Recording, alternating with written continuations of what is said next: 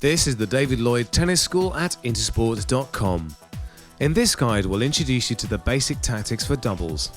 The tactics you use in doubles will follow many of the same principles as singles, but there is one very important difference. In doubles, every tactic is linked to the fact that you're playing with a partner, and if your tactics are going to work, then it's vital that you play as a team. Probably the most important stepping stone in developing good tactics in doubles is to learn to communicate well with your partner. You need to know what each of you is trying to do at all times and get used to talking to your partner before every point. It's also really important to support and encourage each other. Never get annoyed when your partner makes a mistake. This is a team game. You both want to win, and your partner will never deliberately make a mistake. Finally, try to be aware of where your partner is on the court. Make sure you move together so that your opponents don't get the chance to hit the ball between you. Now let's look at 5 key tactics in doubles. The basic tactics in doubles are the same as they are in singles. First, be consistent and keep the ball in play until you have a chance to win the point. It might sound like a really simple tactic, but if you don't do it, you lose the point, and if you do it, then you force your opponent to play it back, and they might then make a mistake, which means you win the point. Secondly, be accurate. Use the extra width of the doubles court to get your opponents out of position. The more you can spread your doubles opponents on the court, the bigger the targets you create for hitting winning shots. The third tactic to remember is to keep a good position with your partner. Firstly, you have to decide which side of the court each of you will play. If your partner is a left-hander, then it's normal for them to begin in the advantage court. Next, you need to decide who will serve first, and is usually the player with the strongest serve. Now let's look at where to stand at the beginning of a point. The server needs to be in a position about 2 meters away from the center mark. The court is much wider in doubles, and both you and your partner need to cover at least half of it each. If your partner is serving, then you should stand about 3 meters back from the net and opposite the receiver. This puts you in a great position to volley a weak return from the receiver. If you're receiving serve, then stand in roughly the same position as in singles. For the first serve, this is on or just behind the baseline and in the center, so it's possible to hit either a forehand or a backhand return.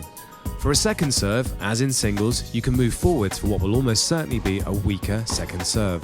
If your partner is receiving serve, then you should stand alongside them on the baseline for the first serve and then move forwards to the service line on the second serve. Or be on the service line for both serves. The decision about where to stand is based on the speed and the power of the serve, so it can vary from match to match and even server to server. Where you stand and move to during a point will change depending on whether you're serving or receiving, and whether you're moving up as a pair to attack the net or staying back to defend.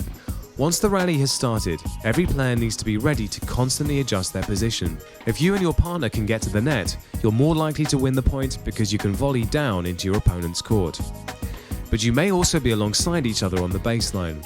The most important thing to remember is that if, as a team, you play one at the net and one on the baseline, then there will be angles and gaps between you into which your opponent can hit the ball. Remember that the court is wider, so there are many more chances of hitting angled returns. Now let's look at the fourth of our basic tactics principles, playing to the strengths of your team.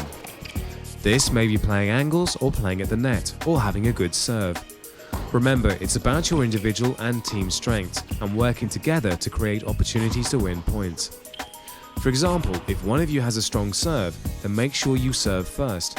Or if you're both very confident volleying at the net, then try to create opportunities for you both to approach the net and win the point from there.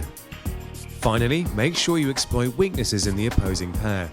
It may be that opponents don't move very well as a pair, don't attack often, or have weak second serves that can be attacked.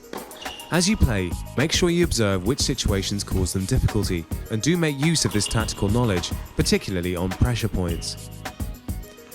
So that's the basics of tactics for doubles.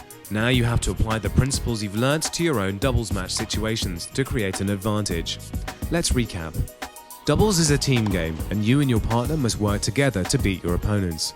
You need to communicate well and support each other, even when one of you makes a mistake.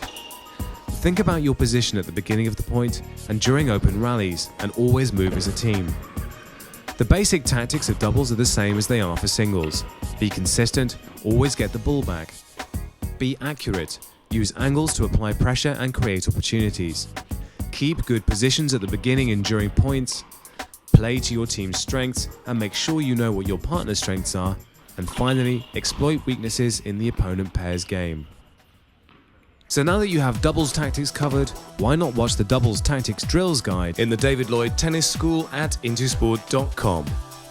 Intosport.com, the home of world-class sports coaching online.